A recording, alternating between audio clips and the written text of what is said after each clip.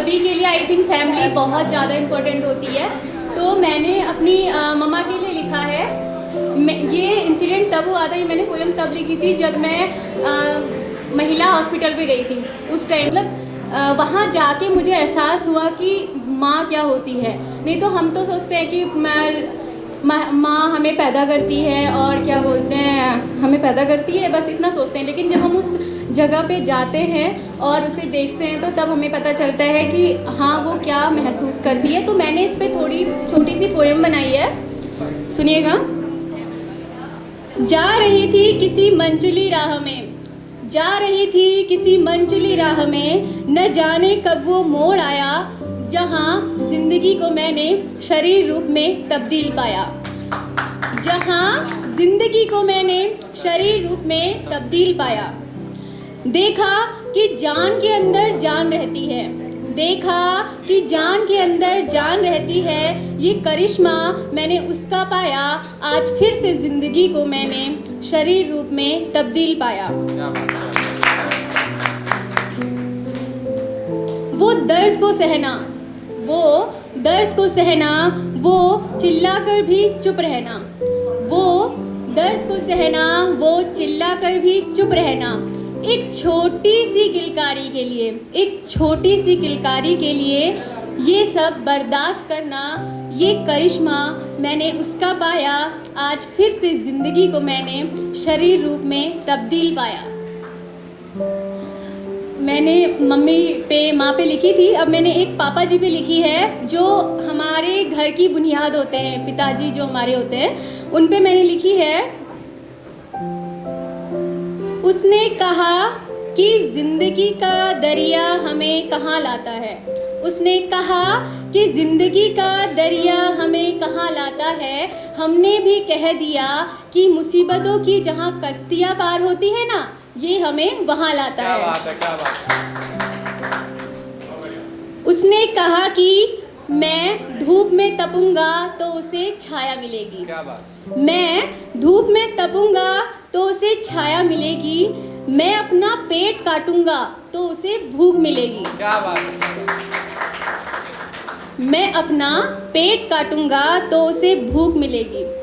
मैं अपना पसीना बहाऊंगा तो उसे हवा मिलेगी।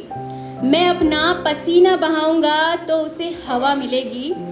करते करते काम उसकी आंखें थक जाती हैं, फिर एक ज्योति उनमें से चली जाती है। बूढ़ी हो जाती हैं आंखें उसकी, बूढ़ी हो जाती हैं आंखें उसकी, फिर भी कर रहा वो इतना। वो सब इसलिए इतना करता है ताकि उसके फलों को, उसके पेड़ के फलों को कोई तकलीफ़ ना पहुँचे, कोई आँच ना पहुँचे। कर रहा वो इतना। कभी कभी ज़िंदगी मौत के इतने करीब पहुँच जाती है, कभी कभी ज़िंदगी मौत के इतने करीब पहुँच जाती है। उस मौत के पल में भी, उस मौत के पल में भी उस पिता को अपने बच्चों की याद आती है।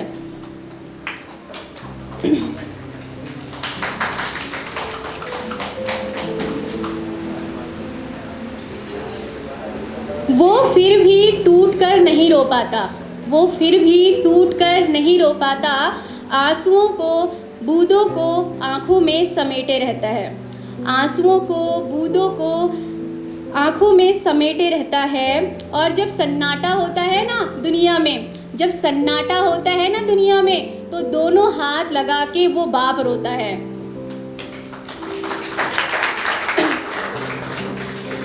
ये हो गया है मम्मी पापा पे तो हो गया है। प्यार सभी करते हैं, मुझे पता है। एक टाइम पे सभी लोग प्यार करते हैं, तो मैंने भी किया था, तो यादें रह जाती हैं थोड़ा सा। याद तेरी नहीं तेरी यादों की, याद तेरी नहीं तेरी यादों की। हमें पता है तू वापस ना आएगा, हमें पता है तू वापस ना आएगा। फिर भी न जाने क्यों एक दस्तक सी होती है, फिर भी न जाने क्यों एक दस्तक सी होती है। तू नहीं तेरी यादों की। हमें पता है तू मुंह मोड़ के जाएगा, हमें पता है तू मुंह मोड़ के जाएगा। न जाने कितने सितारे तूने भी देखे होंगे, पर फिर भी न जाने क्यों छोटी सी दस्तक होती है, आहट होती है, तू नहीं तेरी यादों की। हाल कैसा है तू न समझ पाएगा, फिर वो लम्हा तेरी गली में लौट के ज़रूर आएगा। हाल कैसा है तू न समझ पाएगा, फिर वही लम्हा तेरी गली में मोहल्लों में ज़रूर आएगा। फिर वो दस्तक, फिर वो आहट होगी, तू नहीं तेरी यादों की। और एक मैंने मॉर्निंग पे लिखा था, ब्रेकअप टू वेकअप। मतलब ब्रेकअप करने के बाद मुझे तो ये लगता है कि इस टाइम पे सभी का ब्रेकअप भी हो जाता है, प्यार भी हो जाता है और सब एक साथ हो जाता है, ठीक है।